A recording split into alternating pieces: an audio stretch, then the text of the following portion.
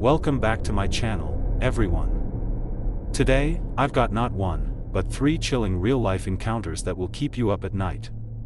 From a disturbing shadow seen during a romantic swim, to masked figures creeping around a college campus, to a mysterious summer job that took a dark turn.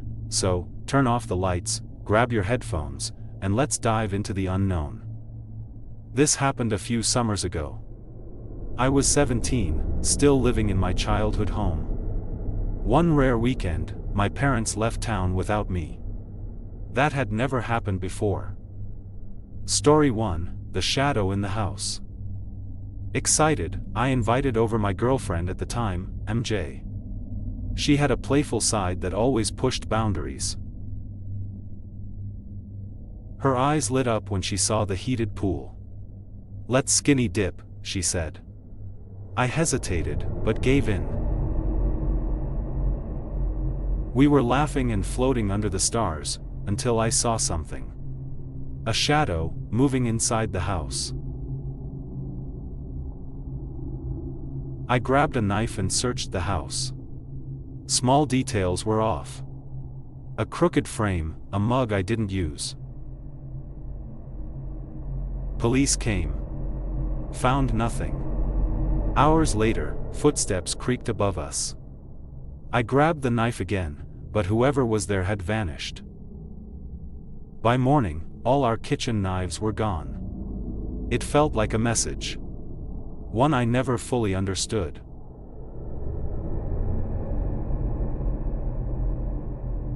Story 2: The Masked Man at Chestnut Hall. It was Rowan University's Holly Bash Festival. A wild, music-filled night. I left my friend's dorm around 2 a.m. Inside my dorm, a man sat silently in a black ski mask. Just staring. He didn't move. I ran into the bathroom. I waited in silence, heart racing. When I peeked out, he was still there. I walked out, trying not to panic. But there he was again, bike parked, chair jammed in the door. Then more masked guys appeared. I made it to Magnolia Hall. Texted my friend. He walked me back. I wasn't hurt. But I've never walked alone at night since. Story 3: Amanda's Summer Job.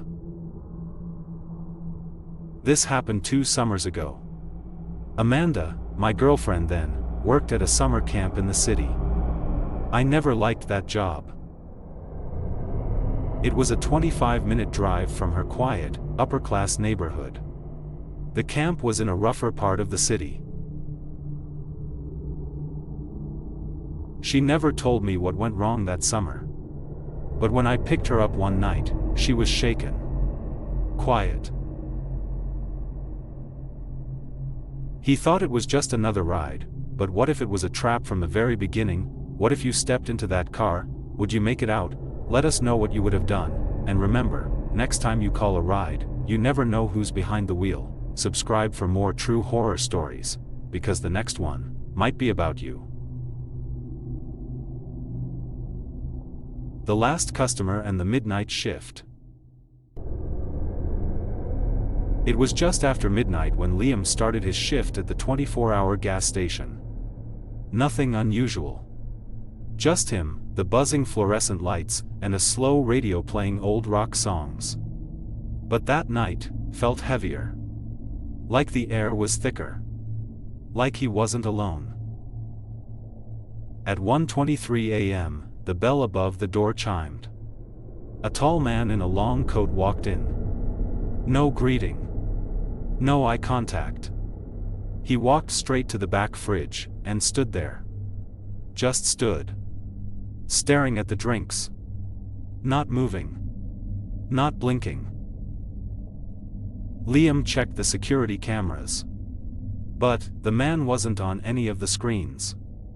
The footage showed an empty store. No one by the fridge. No one near the counter. Just Liam, alone. The man finally approached the counter. His steps were heavy, echoing louder than they should. He placed a single bottle of water on the counter and said just 2 words, "Pay in cash." Then he smiled, too wide.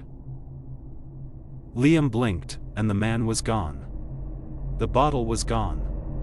Even the security footage had reset. As if he had imagined everything.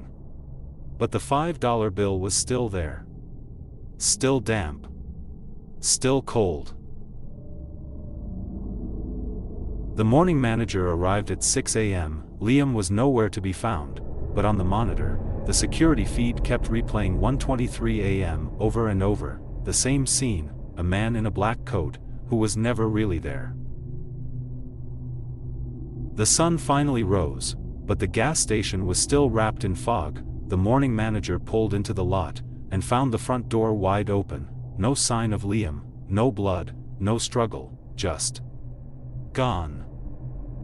On the counter, he found a cold, damp $5 bill, and the security monitors, they showed only one thing, a frozen moment in time. But there was no record of any customer, no one came in, no one left. Just Liam, and whatever that thing was. They say if you work the midnight shift, sometimes, you're not serving people, you're serving something else. Still watching in the dark, then you're just like us. If you made it this far, you must love a good scare, so why not stay a little longer? Hit subscribe, because the next story might be the one that keeps you up tonight. And hey, if you think you're safe just by clicking away, you haven't heard what's coming next.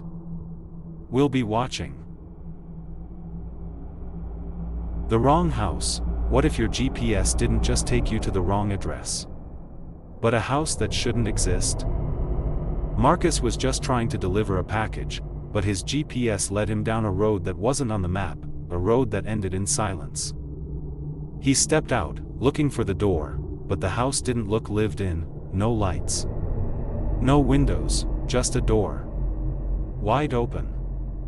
He left the box at the door, but then he heard them, whispers. Crawling through the walls, calling him by name. He ran, no shoes. No light, but when he looked back one last time, the house was gone. You can deliver to the wrong house, but some houses deliver you.